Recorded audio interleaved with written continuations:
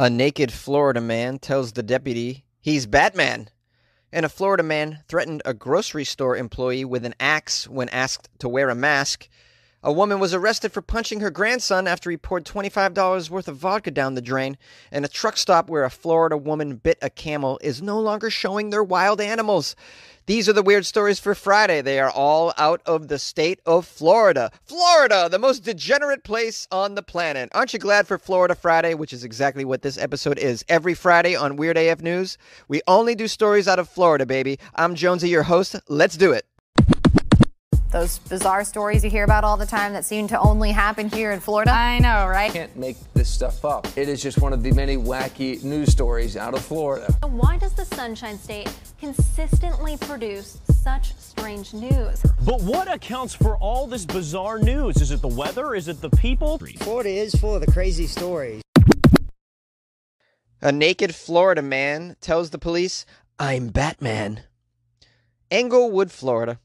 A Florida man is accused of wandering around a hotel naked and identifying himself as Batman. Who is Batman? I always wanted to know. Well, it's Christopher L. Jackson, age 49, of Englewood, Florida. There he is, guys. The mystery's over. He is Batman. He was arrested Friday, charged with loitering and exposure of sexual organs, plural. Batman has multiple sexual organs. He keeps them on his utility belt, apparently. What went down? Well, the sheriff's office responded to a call at the Suncoast Inn in Englewood, Florida. Oh boy, ain't nothing happening that's good at the Suncoast Inn in Englewood, Florida. I'll tell you right now. The motel's manager reported a naked man had tried to enter his room. I'll tell you right now, I don't want to be at any hotel or motel where the manager also lives there. That's not a quality motel whatsoever. This is Florida, though, after all. The deputies arrived. They found Batman at a table outside the motel. I should say, a man claiming to be Batman. Batman, a.k.a. Jackson, claimed to have a room at the motel and had accidentally locked himself out of the room. Yeah, but listen, if you're Batman, can't you just climb the walls and get right back into your room? Batman? The manager says, though, Jackson, a.k.a. Batman, is not even registered there. Well, did you check the register? I should be there listed as Batman. The deputy wrote in his report, "I made multiple attempts to obtain this man's name and date of birth, but he just replied with the phrase, 'I'm Batman.' Can't do nothing with that." Now, I'll tell you, I'm a big fan of Batman, and, I'm going to say right now, this naked fella doesn't look to be anything near the Batman that I had imagined if I was to meet the real Batman in real life. I mean, he just looks really out of sorts and completely naked. I don't see a cape or nothing. I said, let me see your Batmobile. He ain't got a Batmobile. I'll tell you right now, that's when I knew this probably ain't Batman. The deputy then decided to seek out the motel's surveillance footage. No, don't do that. Not the surveillance footage from the Suncoast Inn. Nothing good's going to come out of that. I'll tell you right now, though, here's an idea for a great reality show. Or just a whole television channel. Okay, this is what it is. You just play the CCTV and surveillance footage from every motel in Florida on a loop. Just imagine the shenanigans you're going to catch on video. You could just watch that all day. It's better than Cops, for sure. So they got the surveillance footage, and it shows Jackson, a.k.a. Batman, climbing through the guardrail that lines the building. Then Batman went to the third floor, stripped off his clothing. Batman then began going door to door, attempting to gain entry to the rooms. Oh, goodness. The officers found Jackson's clothes and discovered, oh no, a glass pipe. Ooh, I wonder what he's on, this Batman. Obviously, it's a drug that makes you feel like Batman. So whatever that is, I could totally use that this weekend. I mean, I got a lot of chores I need to do. And, I mean, this seems like a real get-up-and-go substance. The Batman dust, or whatever he's smoking. I'll take the Spider-Man dust as well. What are you smoking, bro? Aquaman, you want a hit? Where's the ocean? A Florida man threatened a grocery store employee with an axe after being asked to wear a mask. A Florida man has been accused of threatening an Escambia County Grocery Advantage employee with an axe because he was asked to wear a mask. This man was arrested Michael Brad Evans, age 42, charged with aggravated assault with a deadly weapon after employees and witnesses say the man caused a scene. He yelled some racial slurs. He broke a large bottle of alcohol after being asked to wear a mask inside the store. The victim works at the Lillian Highway grocery store. Told the sheriff's office that Michael Bevins sounds like Michael Bivins, like the guy from BBD. Boys to Men, ABC, BBD. Michael Bevins and the female he entered the store with. Oh, how does a guy wielding an axe and doesn't wear masks get a female? That's what I'm wondering. Well, maybe that's how he did it. He's like, you get in the car, I got an axe. I'll get in the car, but I'd like to wear a mask. You won't wear a mask when you're with me. We don't need one wherever we go. We don't need one wherever we go. That's right, we don't need one because I carry an axe. Come with me to the store. I need some asparagus. He entered the store and became belligerent when asked to wear a mask. Of course he has. You got to see a photo of this guy. Looks like a guy who doesn't wear a mask. He doesn't answer to anybody. He carries an axe down his pants. Michael Bevins here, and I'm running the show. I got an axe in my pants. Bevins allegedly cursed, yelled, and made threatening gestures with this axe. At points, he actually repositioned his hand on this weapon while confronting the grocery store clerk, a.k.a. victim, which made the victim feel threatened. Yes, of course. I'm wondering why he was allowed inside a store with an axe, or did he grab an axe from the shelf of the grocery store? I don't know grocery stores that are known to carry axes in their shelves, but then again, this is Florida, so who knows? You can probably buy, adult diapers, an axe, blowtorches, and crystal meth. It's a Florida grocery store. After all, a second victim told the deputies that he approached Bevins during the confrontation in an attempt to de-escalate the situation. Ooh, boy, you got a lot of balls there. I'm assuming. Well, no, maybe you don't have balls. I shouldn't assume that you have balls. You have balls, maybe you have ovaries. You got a lot of ovaries there for approaching Bivins during the confrontation to tell him, hey, why don't you put down that axe, and put on a mask.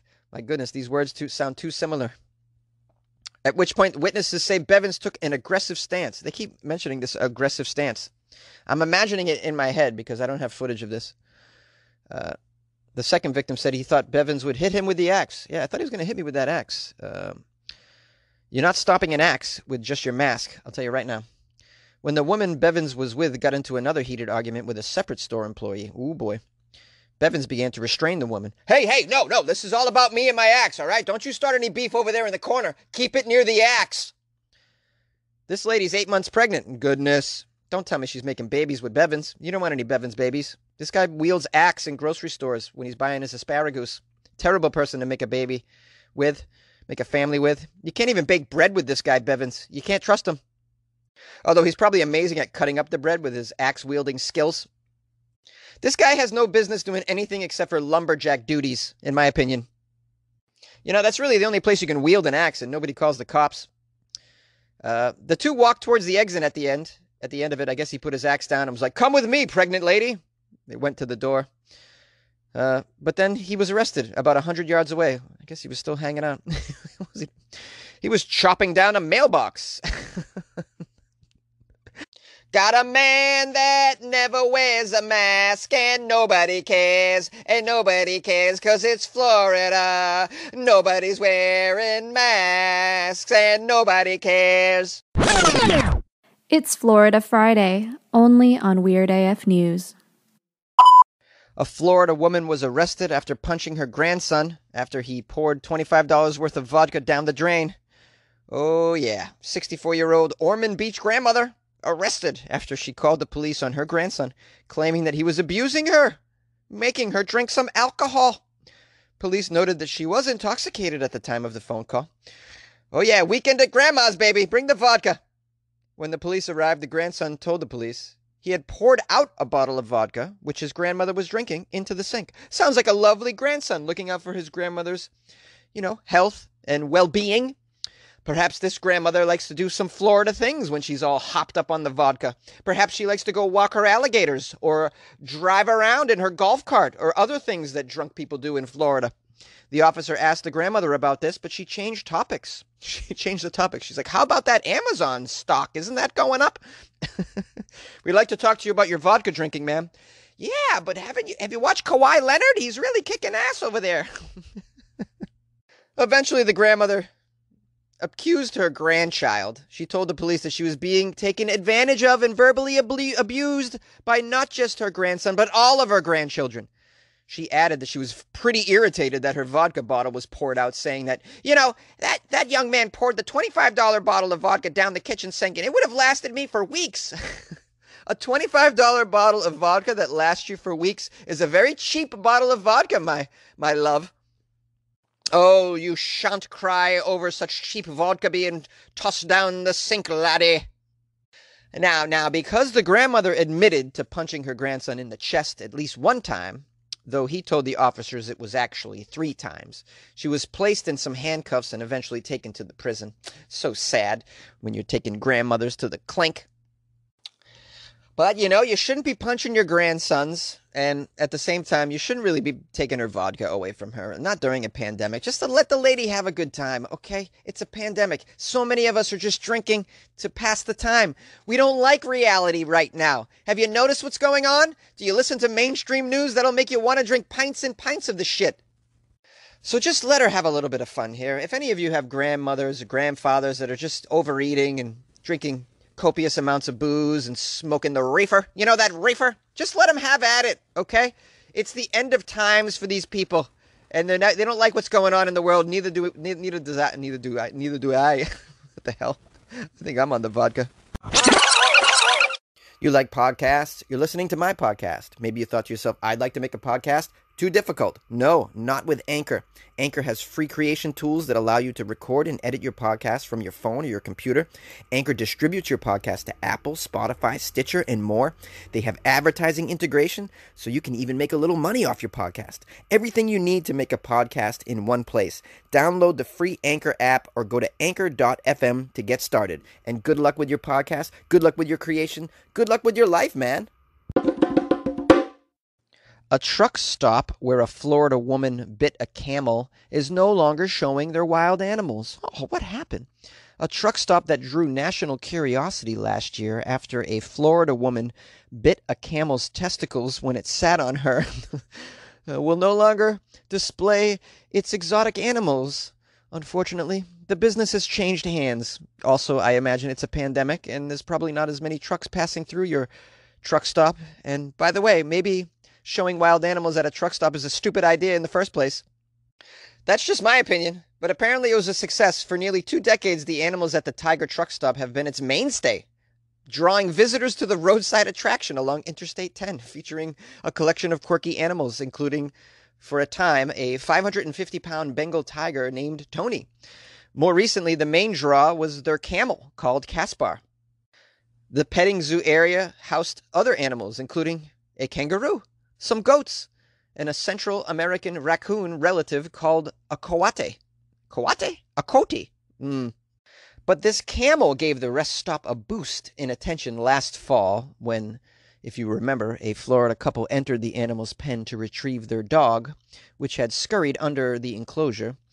The 600-pound camel startled amid the commotion, knocked the woman down, and then sat on her. The woman had to bite one of the camel's testicles to get the camel off her. Do you remember this story? Gloria Lancaster is this camel testicle nibbler. She's from Pensacola, Florida. She suffered significant injuries in the strange encounter when the camel sat on her face.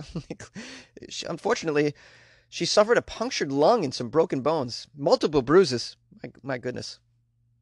Gloria, in an interview afterward, told the media that she didn't blame the camel for her injuries. The animal was taking care of its territory, while adding she would do it again, while recalling the camel's weight crushing her body. Yeah, I would bite his nuts again. Of course, anything to get him off me. By the way, camels got big nuts, I gotta tell you, really. I mean, they covered my whole face. I had to do something. My lungs were being crushed, and I was suffocating under the weight of a couple of large, hairy camel testicles. Well, in addition to the camel incident, the tiger and other animals at this truck stop became a frequent target over the years for animal rights groups who sought to remove these wild animals from the truck stop. This particular truck stop racked up legal fees of $1.2 $2 million defending the battles with state regulators and lawmakers, and it just became exhausting for the owner. This sounds like a relatively reasonable target for animal rights groups. I know I often rail against them on this show because they seem to do ridiculous things that are oftentimes, in my opinion, totally useless in the fight for animals, animal safety, animal well-being. But I'd imagine this truck stop probably wasn't doing such a hot job at keeping these animals in shape. I just imagine. I mean, I don't know. I never went there, but apparently, well, first of all, the gate isn't secure enough to keep a dog out. So, I mean, what other, shitty structural shortcomings are at play here? I mean, when you got a 550-pound Bengal tiger in a petting zoo on the side of the road, it's a cause for concern. I just, at the end of the day, hope that they find a safe place for these animals. That concerns me. After all, I did see the Tiger King. I know what's possible. If you like podcasts, check out Spotify. You can listen to all your favorite artists and podcasts in one place for free. You don't even need a premium account. Spotify has a huge selection of podcasts on every topic, including this one that you're listening to right now. And you can easily share what you're listening to with friends on Instagram as well. So download the Spotify app, search for your favorite podcast, and also make sure to follow Weird AF News and never miss an episode. Yes, download Spotify and make your life easier. Hello, my fellow weirdos. I hope you enjoyed the Florida Friday stories and that I've led you into your weekend with a laugh. Or maybe just that feeling inside that you know, when you say to yourself, ooh, satisfied. I don't live in Florida. Everything's okay. Even though there's a virus in my neighborhood, at least my neighborhood is not Florida. I want to thank people who have left me some reviews. This one on Amazon from Sherry, who wrote, 5 stars, Weird AF News, the perfect break from what is going on. Jonesy, thank you for providing a welcome break from the everyday news that seems to be getting worse and worse. I have made you part of my morning routine while getting ready for work, and you never let me down. My favorite would be Florida Fridays. The stories that you find continue to surprise me and also worry me that there are these people walking around breathing the same air that I do at times. Keep up the good work and stay safe and healthy, Jonesy. Thank you, Sherry. Much love. Also got a review from Bess Walls on Amazon. 1 star. It says, not funny at all. And then writes, I didn't hear anything funny. That was it. That's all she wrote. Bess Walls. She didn't even... Well, on the one hand, she was irked enough to write a review, but not enough to write more than 1 sentence. But could I get 2 stars, Bess? Please. I tried. At least I tried. Doesn't try and get 2 stars. After all, the podcast is free. Man, I just feel like you shouldn't be giving 1 star to something that someone put out that is free. At least that should get 2 stars, right? Because it was free. No one made you watch it. I didn't charge you for it. Can I get 2 stars, Bess? If you're listening, please sign on again. And if you could just give me 2 stars, I'd really, really, really appreciate that. Maybe if you want to capitalize here, your punctuation's off as well. I find the worst reviews are from people who don't know how to spell. Is that just a coincidence? Well, I always welcome reviews, as you know, on iTunes and Amazon or whatever podcast player that you have. If you could leave me a review, I'd appreciate it so much. It doesn't have to be positive completely. It can be somewhat critical if you'd like to be a little bit critical. But please, more than 1 star at least, 2. Come on. I mean, be reasonable here. That's just unacceptable with the 1. I wouldn't even give something 1 if I didn't like it, like that was free entertainment. You know what I'm saying? Of course, I'd give I'd give a business that I gave my money to that was dissatisfactory 1 star because I gave you my money and you screwed it up. But not a free piece of entertainment somewhere on the web. Come on, Bess Walls. Besides, with a name like Bess, B-E-S-S, I'm going to guess she's like 1,000 years old. And my show's probably not for people that are 1,000 years old. It's just, that's not my demographic. Okay. My sweet spot is like people 28 to maybe 50. There's my sweet spot right there. Nobody named Bess. What else? Oh, Yeah, check out the Patreon. I just uploaded a bonus episode. You guys can get a bonus episode of the Patreon. I recorded it on a rooftop with my comedian friend Dave Neal, who's super. This time I was recording with him. He was going on these rants that were so damn intelligent. I was just sitting there like admiring him in his brain. I'm like, God damn, this guy's really smart. So yeah, check out the bonus episode with Dave Neal, or listen to his podcast, which is wonderful. It's called The SAP, S-A-P. Super cool guy, a fellow New Englander as well. He's from Rhode Island, and I just love him to death. So if you'd like to listen to that, you'll have to join the Patreon. But you could join the Patreon for as little as $2 a month. I mean, that's really pocket change at the end of the day, right? That's like buying Jonesy an espresso. Why wouldn't you buy me an espresso? You see what happens when I get all hopped up on the espresso, guys. It's just everybody gets a win here. It's a win-win-win. It's a caffeinated, high-energy delivery, improv with some shit that sometimes makes no sense at all. Big win. That's all I'm saying. So $2 a month. Do it. Patreon.com/WeirdAFNews. Check it out and listen to some bonus episodes. And there's some other shit on there that you might like, that you might enjoy. It can get you through a weekend for sure. There's enough bonus episodes actually to get you through an entire week of listening to extra Weird AF News. If that's your bag, you could totally do that. Lastly, keep up with me on Instagram at FunnyJones. Cool, right? All right. Reach out to me. Say what's up. Call the show, 646-450-2012. Send me an email, funnyjones@gmail.com. I want to thank everybody who sent me articles this week, especially Florida articles. I appreciate you guys. Keep the articles coming. Write me a nice little note if you want to, funnyjones@gmail.com. Lastly, I hope you have a great weekend. Be safe. We'll see you on Monday. Oh, bye-bye. Oh, thank you. This is Michael from Iowa City calling in on Weird AF News to wish Finn a happy 12th birthday. Happy birthday, Finn. I think you called into the show once not too long ago and were saying that people thought that you were younger than what you really are. I think you said you were 11 years old, so I think this makes you 12 years old. Well, happy 12th birthday, Finn. My advice to you would be don't try to grow up too soon. Life will catch you on its own, and it can be a pretty rough ride if you try to live life in the fast lane. So stay as young as you are for as long as you can, and stop and smell the roses along the way. Don't try to grow up too soon and live life too quickly, because before you know it, it's speeding by and you'll be an old man like Jonesy and an even older man like Michael from Iowa City. So years will speed by and you'll be old before you know it. So just live each day to the fullest and don't try to grow up too quickly. Okay, buddy? All right. Happy birthday to you, and enjoy each and every day. Take care, little buddy. Bye-bye. Oh, hell, Jonesy, you come on down to the Busch Gardens, and you get a monkey to chase you with a chainsaw. We got that. I'll tell you, Jonesy, here in Florida, there's no regulation on anybody's name. Hell, my wife's maiden name is 100011100101.